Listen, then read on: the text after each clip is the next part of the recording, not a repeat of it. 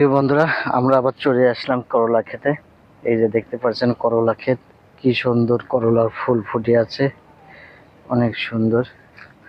করলা আগে এভাবে জাংলা দেওয়া হতো, কিন্তু এখন এই সিস্টেমে জাংলা ব্যবহার করা হচ্ছে। আবার এটা হচ্ছে দুই মাথা, এই দুই মাথা একসাথে করে কাঠি দিয়েও জাংলা দেওয়া হয়। তবে এটার হয়তো বাঁশকুটি আর একটু লাগে। এটা করেছে রশির সাহায্যে, বাঁশির সাথে বেঁধে একটা করে জাল বেঁধে দিয়েছে। সুন্দর করলা ধরতেছে। এবং আপনারা দেখতে পাচ্ছেন এখানে একটা মগ রাখা আছে, মগের চারপাশে 4টা ছিদ্র এবং উপরে ঢাকনা। এই ভিতরে কিছু একটা সুগন্ধি বড়ি রেখে দেওয়া হয়েছে, হয়তো ঝুলতেছে ওইটা।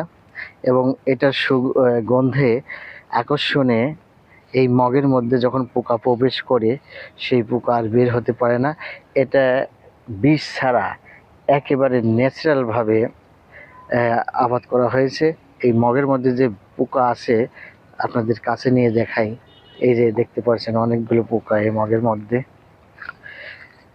এই আবাদ করা হয়েছে যাতে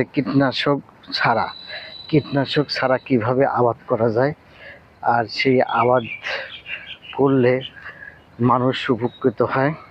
মানুষের এই এইগুলো করলা, প্রত্যেকটা করলা বেঁধে দিয়েছে।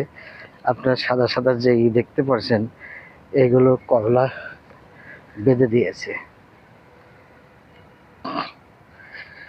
এই যে এখানে আরেকটা মগ দেখতে পাচ্ছেন, মগ। এই মগের ভিতরে পোকা আছে। প্রত্যেকটা মগের ভিতরে পোকা, প্রত্যেকটা মগের ভিতরে পোকা।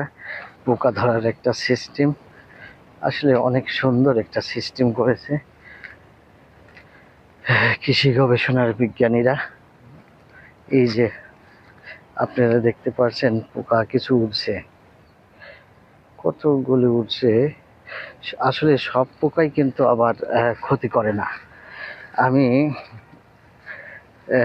একটা ট্রেনিং করেছিলাম, সেখানে দেখেছি সব পোকাই আসলে ক্ষতি করে না। কীটনাশক দিলে কিন্তু সব পোকাই মরে যায়, এক্ষেত্রে সমস্যা। তাই সব পোকা কীটনাশক দিয়ে না মেরে এইরকম পদ্ধতি করলে কিন্তু ভালো হয়। একটা পোকা রয়েছে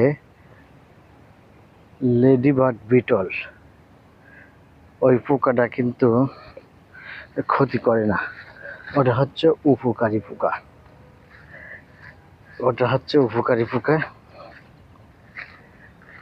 আমরা এখন করলা ক্ষেত্রে বের হয়ে চলে যাচ্ছি।